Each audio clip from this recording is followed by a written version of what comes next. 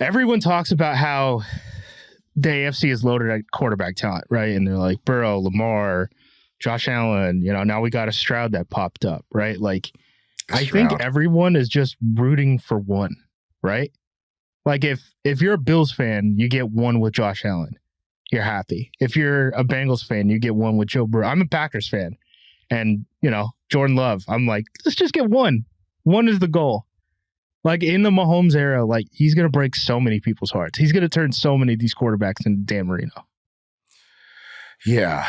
And this is like, I think Kevin Clark put this really well on Twitter. Like this is where he gets the Jordan comparisons that are fair, where him existing is like affecting the legacies of the people around him. Yeah. Or not really the people around him. I mean like his opposition, especially within the AFC. Like, dude, Kyle Shanahan, you run into Mahomes twice as a head coach, like it's tough. And like this version of Mahomes is better than the version that he played the first time. Because he doesn't need a Tyreek Hill.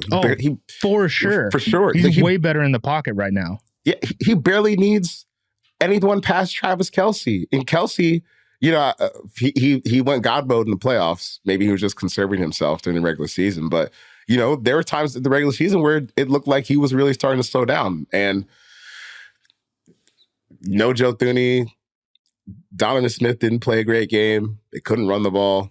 Like, this was not a good setup. Like, this is a setup that, personally, I think a lot of other quarterbacks would have failed in and not even had a strong season. And he comes out there and has, I think PFF had him with about like 300 yards of drop passes during the season, which is not an insignificant amount at all. And then they still figure it out. They sift through who they actually want to touch the ball in the playoffs. It turns out it's not Kadarius Toney. It's barely Mecole Hardman. We're gonna hit you with Kelce, Rashee Rice, Pacheco, and Mahomes scrambles, I guess. And they still, I don't know. They still did it. They shut down the Dolphins. Had him dead to rights. You had him dead to rights. You had him dead to rights. And you let off of him. And now you're looking at a Patrick Mahomes led team that clearly at points during the regular season, they did not look good. Like they lost, they scored 9 points against the Broncos on the road and lost. And they go Dolphins, beat them the hell up, send them home. Buffalo, Mahomes, classic game. Cuts in through the cold. Them. Yeah, in the cold, on the road, first road playoff game, beats the Bills, goes to Baltimore and goes absolutely sicko mode in the first half against the best Plays the best defense in football with the MVP quarterback on the other side. Like, yeah, on the road. Just ripping hearts out, man.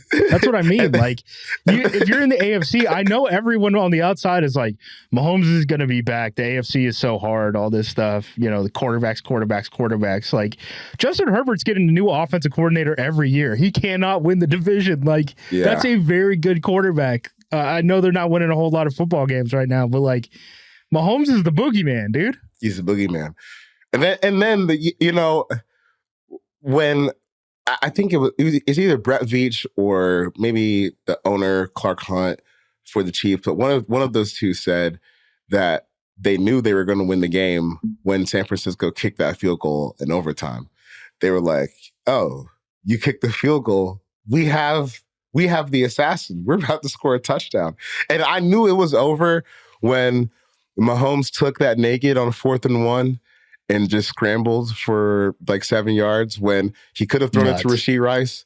But why would I throw it? I got the ball in my hands right now. He might drop it. He dropped the pass earlier in the game. I'm Patrick Mahomes. Like, he's fast too. Like, when he gets going, like, he can really eat up yards in a short amount of time. So once he hit that 4th and 1, I was like, okay, he's locked in. He's not making any mistakes right now. And then they march right down the field, score a touchdown. And like the 49ers, they had a chance to get off the field on like a 3rd down. And it was a play where Tony Romo was like, "Oh no, I don't think you want to do that." When they all out blitzed him on like 3rd and 6, and he's like, they're mugging the front. They're gonna drop out, and then as soon as they don't drop out, he's like, "Oh, they shouldn't have done that." And it's just shallow crosser, take it for a first down. And this is how you know Mahomes is like, he's just the best, because in that play, when that play starts, he is going to get crush because there's like an unblocked guy on the backside, and you have, I think six or maybe even 7 guys just screaming towards your face. And he didn't panic at all. He stood right there. He was like, nope, Rashee Rice, first down. And then they just march, boom, boom, boom, boom, touchdown, game over. Wow. If he's going to win it with this team in this offense, because they're going to overcorrect at receiver, at least in one move, I think. They're going to try to do something big. Because as great as it is to win a Super Bowl, you don't want to play football like that again for another season. You don't want to spend another season just finding guys who can get lined up right and catch the ball, and you don't want to do that for another season. So I figured they'll try to do something big there, which is like, wow, that's kind of scary to think about.